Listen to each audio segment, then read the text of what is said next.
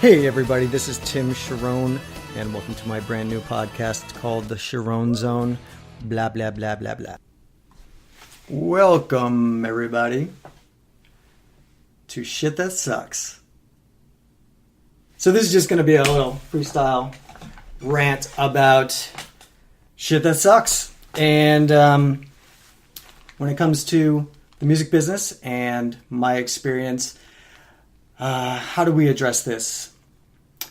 Everybody says that, if you just find your passion or follow your passion, then everything will fall into place and life will be easy and blah, blah, blah, blah, blah.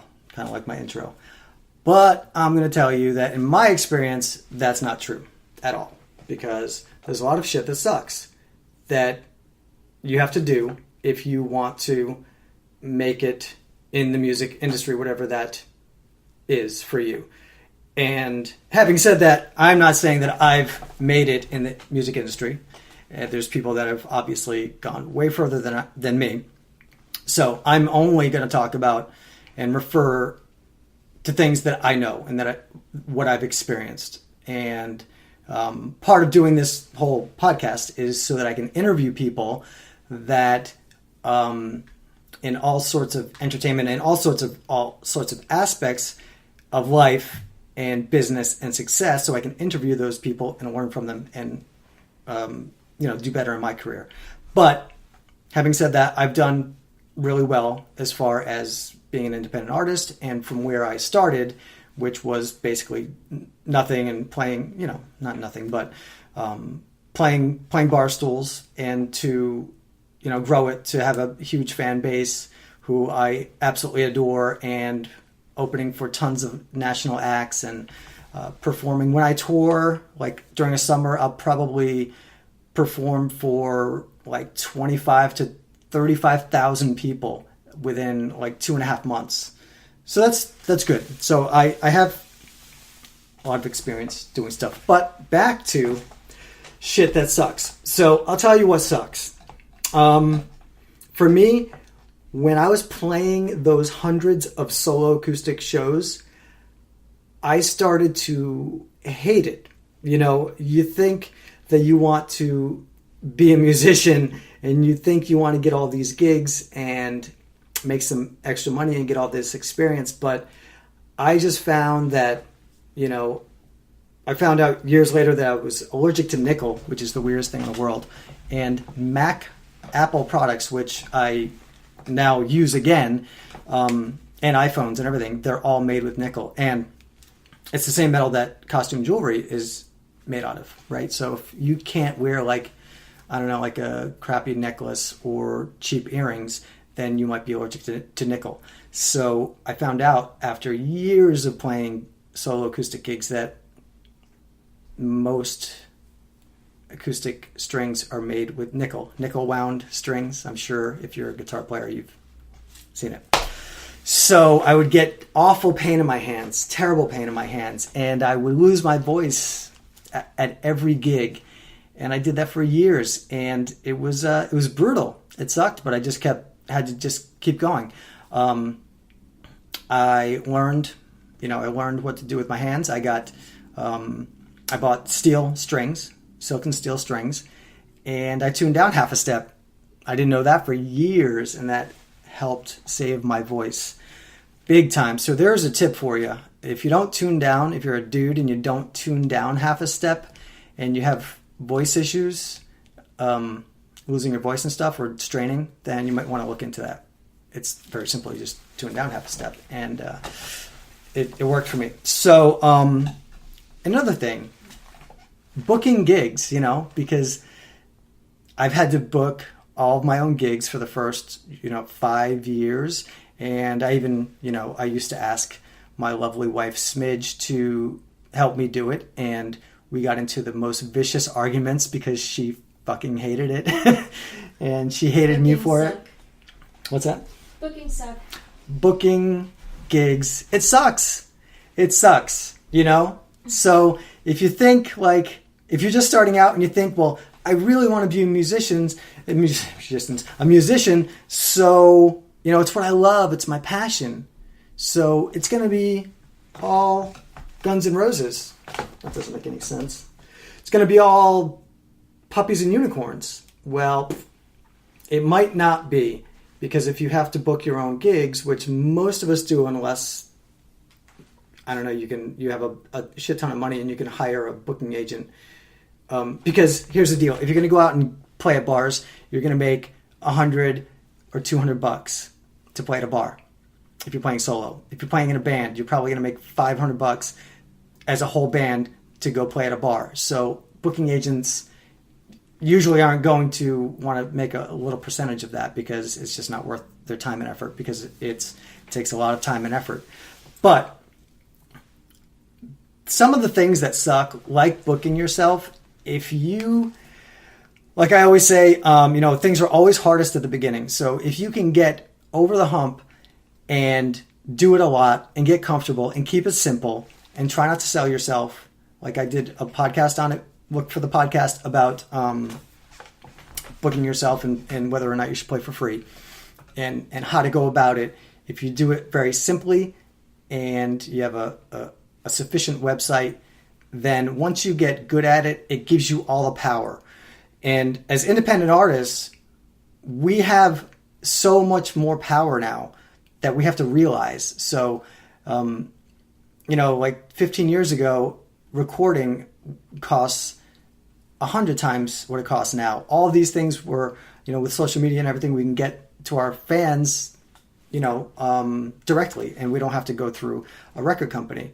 So, what we all want to do is we want to build, it's a business, we want to build this business and then hopefully, attract a record company and a good record deal so that we can make it, and be a big, huge superstar. So that's what I hope for you. And hopefully you learn from the fact that I'm telling you all the shit that I went through, like booking myself for years and getting rejected time after time after time after time at bars, which to me now is hilarious because I play for thousands of people at these big shows. But back then it was devastating that, I didn't get a show at the local tiki bar, and it hurts, you have to just do it.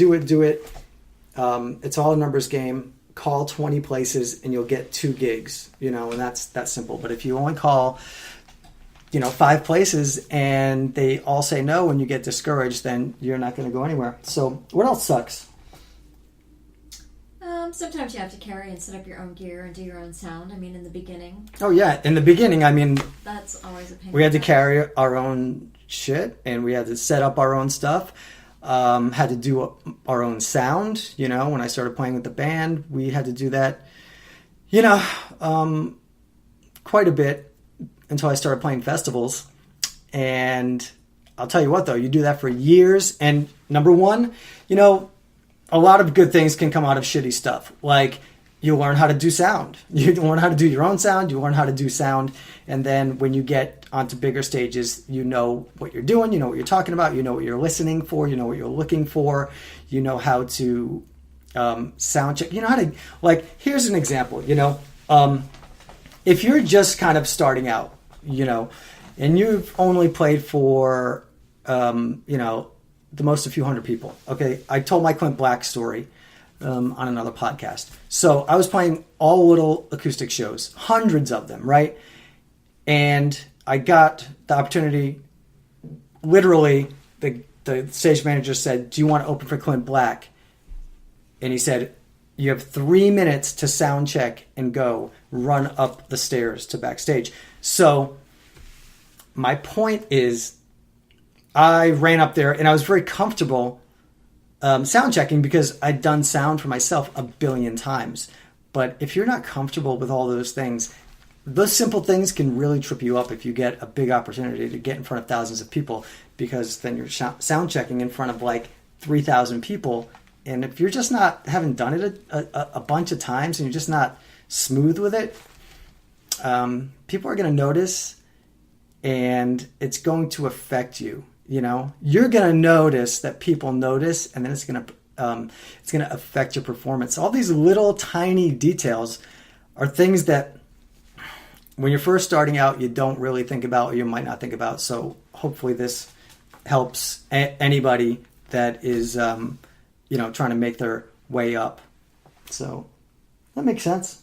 Mm-hmm. Does that make sense? Absolutely. You sure it makes sense? It does. All right. One more thing. We're going to do one more thing for shit that sucks. What do we got, Smidge? Oh, gosh. There's, what else for shows and bookings and...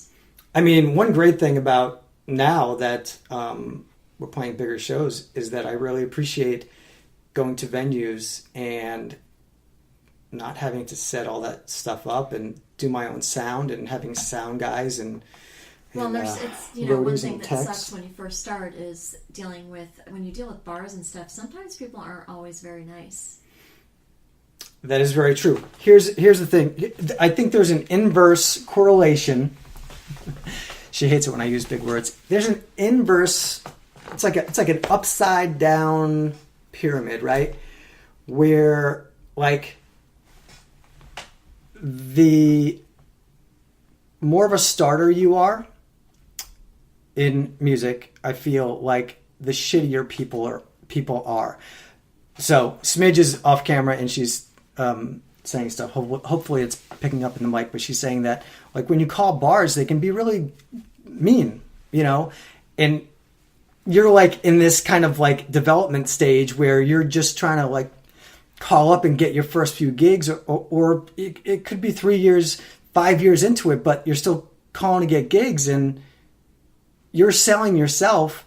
So it's hard not to take it personally. And these people can be totally mean and rude because they're kind of, I'm not everybody, that's for sure, but a lot of them are kind of on the bottom of the ladder of the music industry. They're not really in the music industry. They're in the bar industry. They're in the selling beer industry.